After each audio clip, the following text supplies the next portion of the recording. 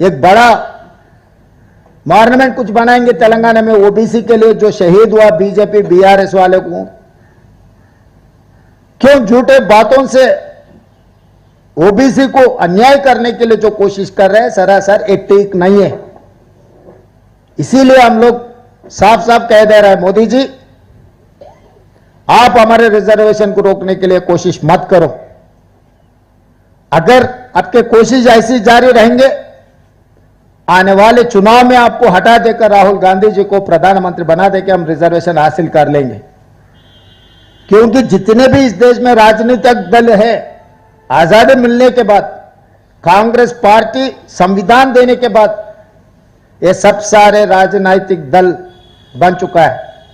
मगर एक ही राजनीतिक दल आजादी से पहले है, वो कांग्रेस पार्टी। कांग्रेस पार्टी के लिए कोई सिखाने का जरूरी नहीं है। जिस दिन इस देश के आबादी पूरा आजादी के लिए जब लड़ रहे, सोच रहे थे, तब कांग्रेस पार्टी ने जन्म लिया। हम लोग शहीद होकर इस देश जनता को आजादी दिलवाए। जब इस देश जनता को संविधान का जरूरत है, संविधान हमने दिए। इस देश को तिरंगा झंडा हमने दिए। इस देश में एससी एसटी रिजर्वेशन से लेकर ओबीसी रिजर्वेशन तक कांग्रेस पार्टी ने दिया हुआ है। जब जब जनता की जरूरत है, वो जरूरतों को हम पूरे किए। आज भी हम लोग कोशिश कर रहे हैं, हम लोग लड़ रहे, विपक्ष में लड़ रहे। अगर कामयाब नहीं हुआ तो सरकार बना दे के हम लोग कामयाब हो जाएंगे। एक दो दिन रोक सकता है लोग, मगर जो बीच में आता है, राहुल जी सोचदारों को, कांग्रेस सोचदारों को रोकने के लिए जो भी रोकने के लिए कोशिश करेगा, सबको हटा देंगे, सबको मिटा देंगे, मिट्टी में मिला देंगे।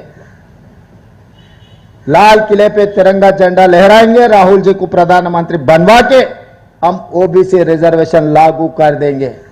हम मोदी जी को, इसीलिए मोदी जी परम भक्त निशिकांत दुबे जी को मैं ये बात साफ कहना चाहता हूं। वो बयान दिया हुआ है पिछले हफ्ते में, बिना मोदी जी चुनाव लड़े तो 150 सीट, 150 से ज्यादा बीजेपी को नहीं मिलने वाला है। हाँ, आज के तारीख में डायरी में लिखो, निशिकांत दुबे जी, मोदी जी के नेतृत्व में हम चुनाव लड़ेंगे, राहुल जी के नेतृत्व में हम लड़ेंगे, मोदी जी के नेतृत्व में आप लड़ो। आने वाले चुनाव में 150 से एक सीट भी ज्यादा नहीं आने देंगे। जो कंडीशन लगा है 75 years cut off, Advani ji को, मुरली मनोहर जोशी जी को हटाने के लिए मोदी जी ने यह कानून लागू किए। जिस दिन गुजरात में बहुत सारे गड़बड़ हुआ, तब आज अटल जी ने मोदी जी को हटाने के लिए कोशिश की है, नहीं हटा सका। मोहन भागवत जी ने आज कोशिश कर रहे हैं मोदी जी को हटाने के लिए, मगर वो हटने वाले नहीं है, हमें पता है, आपको भी पता है। मगर राहुल गांधी जी के नेतृत्व में कांग्रेस पार्टी मोदी जी को हटा देंगे, कुर्सी से उतारेंगे, लाल किले पे तिरंगा झंडा लहराएंगे। आज नहीं है तो कल ओबीसी के लिए हम लोग खुद कानून बनाएंगे। तब तक किशन रेड्डी जी झूठ बोलना छोड़ दो। आप जितने बार झूठ बोलेगा, मैं उतने बार सच बोलूंगा आपके बारे में, आपके पार्टी के बारे में, मोदी जी के बारे में। इतने बार बार कह रहा है मुसलमान रिजर्वेशन के बहाना। आरएसएस राष्ट्रीय कार्यालय है नागपुर में, महाराष्ट्र में, पहले हटा दो मुस्लिम रिजर्वेशन। गुजरात में मोदी जी जन्म लिए, वहां पर भी हटा दो। मोदी जी उत्तर प्रदेश से सांसद बन के आए, प्रधानमंत्री बने, उत्तर प्रदेश में हटा दो।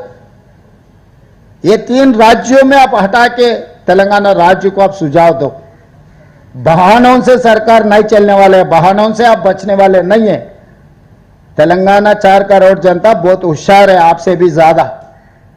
इस देश को चलाया है तेलंगाना का धरती पुत्र पीवी नरसिंह राव ने। इस देश को कैसे आगे लेकर जाना है, तेलंगाना ने रास्ता दिखाया।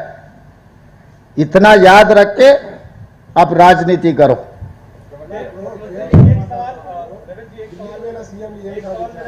आपने 2 बड़ी बातें कही कि तेलंगाना की लड़ाई ओबीसी को के मद्देनजर दिल्ली पहुंचे। जंतर मंतर में तमाम अपने नेताओं के साथ, इंडिया गठबंधन के नेताओं के साथ, अपने सांसदों के साथ संवाद किया। आपने ये भी कहा कि राष्ट्रपति और प्रधानमंत्री आपको अपॉइंटमेंट नहीं दे रहे, ओबीसी को लेके आप अधिक हैं, लागू करवा के रहेंगे।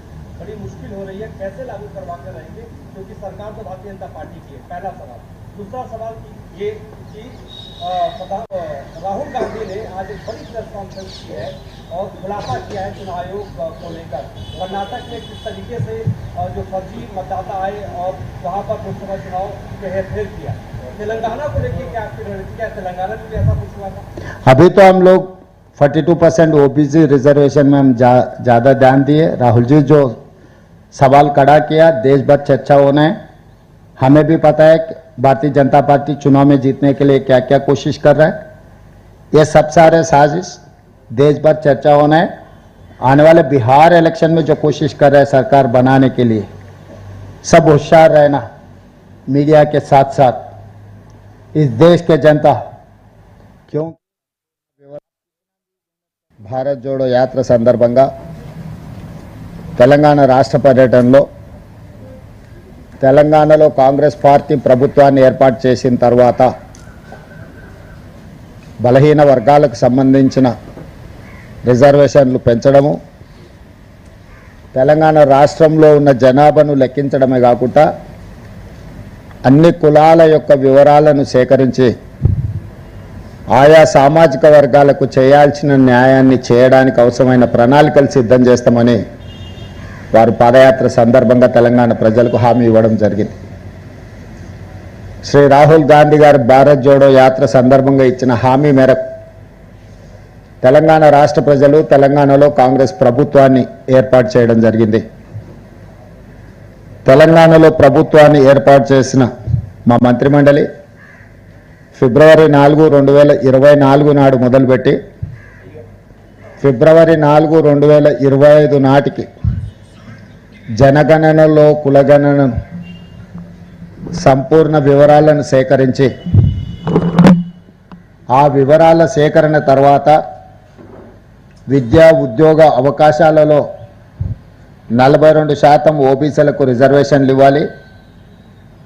అదేవిధంగా రాజకీయాలకు సంబంధించి స్థానిక సంస్థలలో 42% రిజర్వేషన్లు ఇవ్వాలి అని శాసనసభలో 2 బిల్లులను ఆమోదించి గవర్నర్ గారికి పంపించడం జరిగింది. అదేవిధంగా స్థానిక సంస్థల ఎన్నికలను హైకోర్టు సెప్టెంబర్ 30 తారీఖు లోపల నిర్వహించమని ఆదేశాలు ఇచ్చిన తర్వాత ఎన్నికల నిర్వహణకు అడ్డు వస్తున్న ప్రతిబంధకాలను పరిశీలించినప్పుడు 2018లో చంద్రశేఖరరావు గారు స్థానిక సంస్థల్లో 50%కి మించకూడదు రిజర్వేషన్లు, 50% పరిమితం చేస్తూ